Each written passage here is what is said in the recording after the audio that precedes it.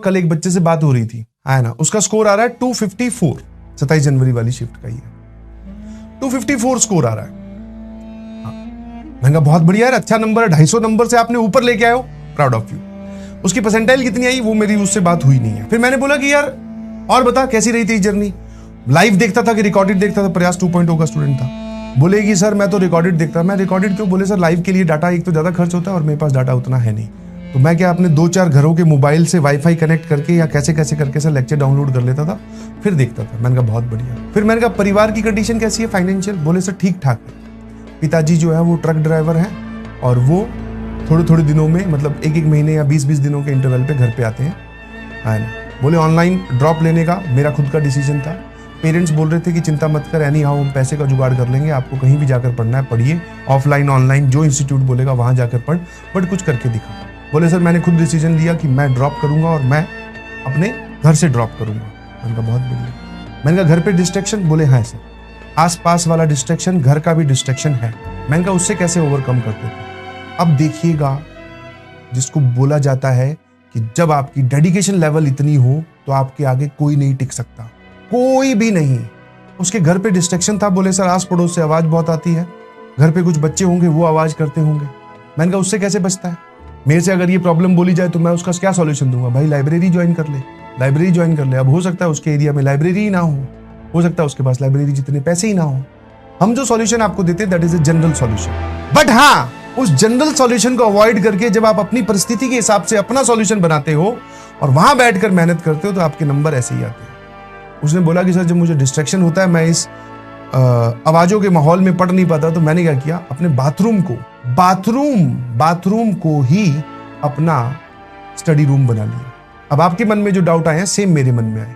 मैं कहा बाथरूम में तो यार परिवार के बाकी लोग नहाने वाने जाते होंगे। I am talking about bathroom जिसमें टॉयलेट नहीं होती, सिर्फ नहाने के काम आता है। आई होप आप इस चीज को इमेजिन कर सकते हैं। तो मैंने कहा फिर उसमें बाकी लोग नहाने जाते होंगे। बोले सर घर वालों को इंस्ट्रक्शन थी, या घर वाले हमारे जो हैं वो सुबह सुबह 9, 9:30, 10 बजे तक सारे नहा लेते हैं। उसके बाद में सर उसको किया साफ, नीचे लगाया एक छोटा सा पाटा समझते हो, लकड़ी का होता है, इतनी हाइट होती है, उसको रख लिया, एक तरफ बिछाई चद्दर और गद्दा और यहां बैठ गए सर। बाथरूम को किया अंदर से बंद और बोले उस कमरे से, उस बाथरूम से, कमरा नहीं, उस बाथरूम से मैं रात को 10 बजे बाहर निकलता हूं। बोले नहाने का काम एक ही बार होता है दिन में, हाँ टॉयलेट होती है उसके अंदर तो बार बार लोग आते, तो टॉयलेट उसके अंदर थी नहीं, तो बाथरूम वाला पार्ट था सर। और बोले एक बार सुबह फ्री हुआ, उसके बाद में मेरा था वो पूरा बाथरूम। बोले कोई उसमें आवाज नहीं, कुछ नहीं। अब as a teacher on this platform I am standing here, मैं ये नहीं बोल सकता कि आप अपने बाथरूम में पढ़िए जा। सर कैसे पढ़ सकते हैं सर, गीला होता है, बाथरूम भी कोई जगह होती है क्या सर पढ़ने की? सरस्वती माता की हम इज्जत करते हैं, बाथरूम में थोड़ी लेके जाएंगे। बहुत सारे बात आप एन नंबर ऑफ थिंग्स मेरे सामने रख सकते हैं, ये सॉल्यूशन मैं नहीं दे सकता ना। सरस्वती माता को सह इज्जत के साथ पाटे पे बिछाकर आराम से पढ़ाई की है सर, इसको बोलते हैं डेडिकेशन। समझ में आया? जब आप अपनी परिस्थिति के हिसाब से अपने सॉल्यूशन ढूंढ लेते हो और इधर उधर किसी का वेट नहीं करते कि कोई आएगा हमारी परिस्थिति सही कर देगा, मेरा मूड एकदम सही कर देगा सर, मेरे को अच्छा फील करवा देगा, मेरे को मोटिवेट कर देगा, मेरे पास लाइब्रेरी की सब्सक्रिप्शन होगी, आलीशान एसी वाला कमरा होगा, तब मैं आपको ये नंबर लाके दिखाऊंगा। ये सब फालतू के ढोंग है, तब भी नंबर नहीं आएंगे। समझ में आया?